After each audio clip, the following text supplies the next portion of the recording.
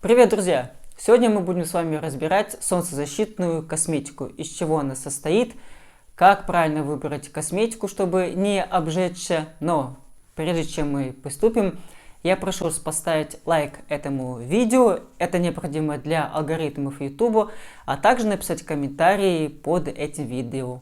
Мне приятно, вам полезно, поэтому мы начинаем.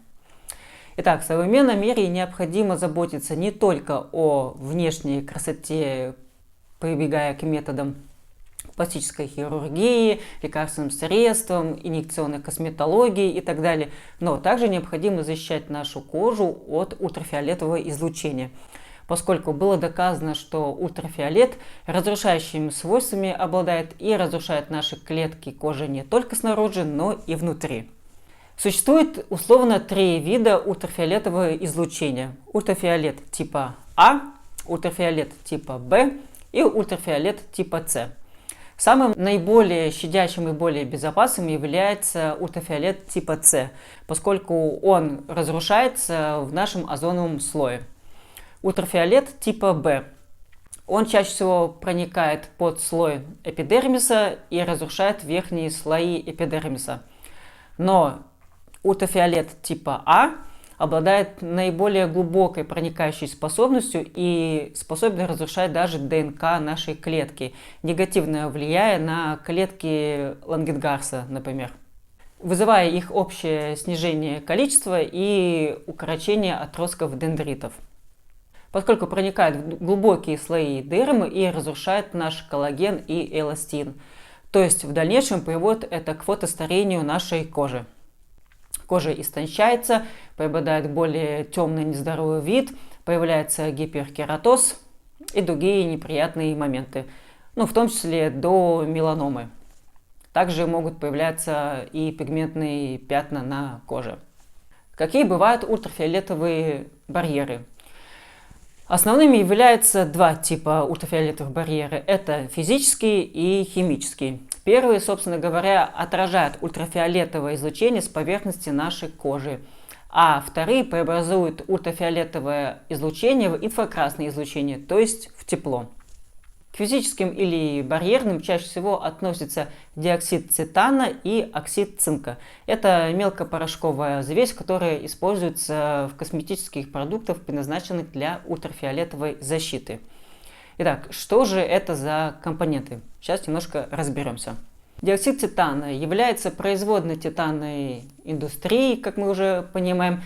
В народе называют титановые белила. Это пищевой краситель еще. Итак, как он воздействует и как он, скажем так, работает на нашей коже в качестве ультрафиолетового барьера. Физический фильтр, который наносится на кожу, содержащий этот данный компонент, отражает ультрафиолетовые лучи от поверхности кожи. Тем самым ультрафиолет не так глубоко проникает, то есть его способность снижается. Но есть один неблагоприятный, скажем так, момент. Данные компоненты оставляют белый налет на лице. Многие замечали, что кожа становится такой белой, как будто окунули ее в белый порошок или в муку. И, соответственно, многие производители пытаются уменьшить частицы этого компонента для того, чтобы не так был заметен этот белесый эффект. Но, как мы понимаем, что чем меньше частицы, тем, соответственно, поглощающая их способность, естественно, снижается. Оксид цинка. Оксид цинка – это желтовато-белесый такой порошок, который не растворяется в воде. Он также представляет собой физический или барьерный фильтр от ультрафиолетового излучения. И он обладает, скажем так, двойным поглощающей способностью. Он поглощает и ультрафиолет А, и ультрафиолет типа Б. Соответственно, у него более высокая степень защиты от ультрафиолетового облучения. Микронизированные порошки оксида титана и диоксида цинка являются очень хорошим средством. Это мелко извлеченная, скажем так, взвесь, которая слегка подкрашена и не оставляет пятен и следов на коже. Химические фильтры. Химические фильтры, они поглощают ультрафиолетовое облучение, преобразуя его в инфракрасное. Можно отнести фенолы, салицилаты, парааминобензоаты. Итак, на некоторых немножечко разберемся поподробнее.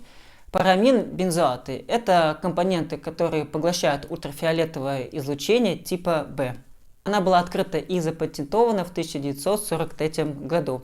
Она является родоначальником химических поглощающих компонентов ультрафиолетового излучения и являлась таковым в основном. Но из-за того, что данный компонент со временем начал, скажем так, вызывать рак кожи, от него в дальнейшем отказались. Однако некоторые производители умалчивают и его маскируют под названием Падимат-О. То есть будьте осторожны, если увидите этот компонент в солнцезащитном креме. Салицилаты – это компоненты, которые уже пришли на смену предыдущего компонента и в своем составе содержат аспириноподобные компоненты. Цинаматы – это производные коричной кислоты, и они чаще всего встречаются в декоративной косметике. Бензофенол – это ароматическое соединение, которое относится к классу ароматических кетонов. Чаще всего можно встретить его в декоративной косметике. Он обладает еще небольшим консервирующим эффектом, и его можно по запаху отличить как запах розы, либо запах герани. Он также способен отражать и поглощать ультрафиолетовое излучение. Растительные ультрафиолетовые фильтра. К ним можно отнести экстракт шелковицы, некоторые ретиноиды, витамин группы Е, экстракт гамма-мелиса, высушенный лобазник. Ретинол-палмитаз способен поглощать некоторое количество ультрафиолетового облучения, и он, скажем так, помогает предотвращать появление эритемы, то есть ожога. Бета-каротин. Помимо того, что это антиоксидант, он еще способен поглощать ультрафиолетовое излучение. Соответственно, он является одним из ключевых игроков, который является профилактикой терапии фотостарения. Некоторые производители уже добавляют аминокислоты уже в базовый, скажем так, комплект косметики, который помимо диоксида титана и оксида цинка, включающий в себя. Как все-таки правильно использовать ультрафиолетовую косметику? Мы наносим не только на лицо, также мы наносим на шею, на зону декольте, иногда наносим на руки, потому что это наиболее уязвимые участки тела, которые солнце, скажем так, не любит. Какие могут быть сочетания солнцезащитного крема с другими косметиками? Первое сочетание – это ультрафиолетовый крем плюс увлажняющие компоненты. Его следует наносить сначала увлажняющий компонент, и только затем мы наносим ультрафиолетовый крем. Для чего? Для того, что поскольку частицы увлажняющего компонента намного меньше, чем частицы солнцезащитного крема, то солнцезащитный крем создает такую некую окклюзию, соответственно, испарение с кожи происходит намного меньше, и кожа у нас становится более увлажненной. Солнцезащитный крем с химическим фильтром и увлажняющий компонент. Здесь идет все наоборот. Сначала мы наносим солнцезащитный крем с химическим фильтром, и только затем мы наносим увлажняющий компонент. Любые топические антиоксиданты и солнцезащитный крем. Очень хорошее сочетание, и сначала мы наносим крем с антиоксидантом, и только затем мы наносим солнцезащитный крем.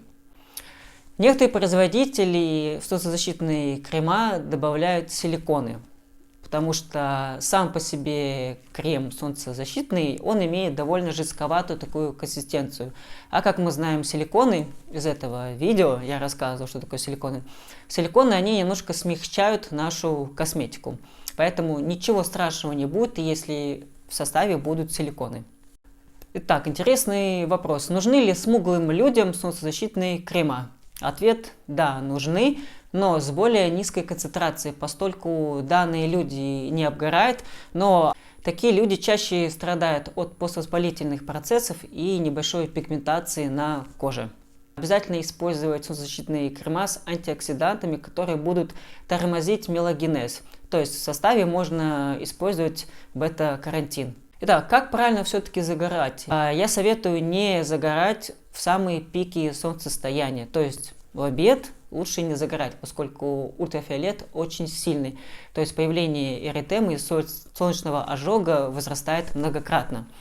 Лучше, если вы никогда не загорали, тренировать свою кожу, скажем так, потихонечку, то есть начинать с наименьших доз приема ультрафиолета. А также я рекомендую не гнаться за большими, скажем так, солнцезащитными фильтрами, там SPF 50 и выше. Я рекомендую все-таки использовать меньшее количество солнцезащитного крема с низкой солнцезащитной защитой, но чаще. То есть мы берем крем с SPF 30, наносим на кожу. И потом мы смотрим, если в течение какого-то определенного времени появилась эритема, мы наносим повторно, для того, чтобы не усугублять проблему и не обгорать. Нежели чем когда мы нанесем крем с большей защитой, соответственно, мы можем не увидеть эту эритему. И нам будет казаться, что наша кожа загорает не так долго. Поэтому грамотно загорайте на солнце, получайте витамин D. Я желаю всем удачных, скажем так, получения солнечных ванн, приятного загара и берегите себя. И поставьте этому видео лайк, напишите комментарий. Всех обнимаю.